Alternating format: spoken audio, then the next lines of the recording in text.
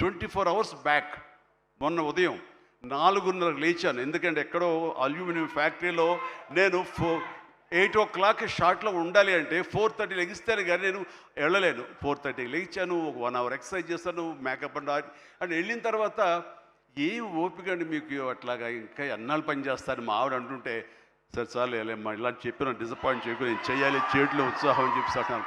So పని అనేది నాకు మాకందరికీ జీవన ఇది మనకి, అది ప్రతి ఒక్కరికి కావాలి, అది లైఫ్ లైన్ మనకి.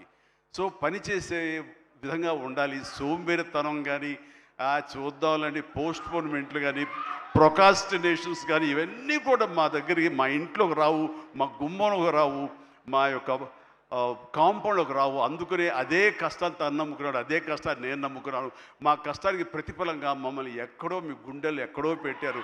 అంత మంచి స్థానం మాకు ఇచ్చినందుకు చరణ్ తరపున, నేను మా కుటుంబం తరపున మీ అందరికీ మనస్ఫూర్తిగా, ప్రజానీకానికి, ప్రేక్షక లోకానికి, ఎవరైతే ఈ సినిమాని ఆదరించారో, చిన్న బిడ్డల దగ్గర నుంచి, టీవీల ముందు డ్యాన్స్ చేసే బిడ్డల దగ్గర నుంచి, థియేటర్లో కన్నీళ్ళు పెట్టుకుని ఎమోషనల్ అయినటువంటి యువత వరకు, అమ్మాయిలు కానీ, అబ్బాయిలు కానీ, పెద్దవాళ్ళు కానీ, వీళ్ళందరూ చూసి ఆనందిస్తుంటే నేను కూడా వావ్ చాలు ఈ జన్మ కన్నా ఫీలింగ్ నాకు ఇచ్చాడు.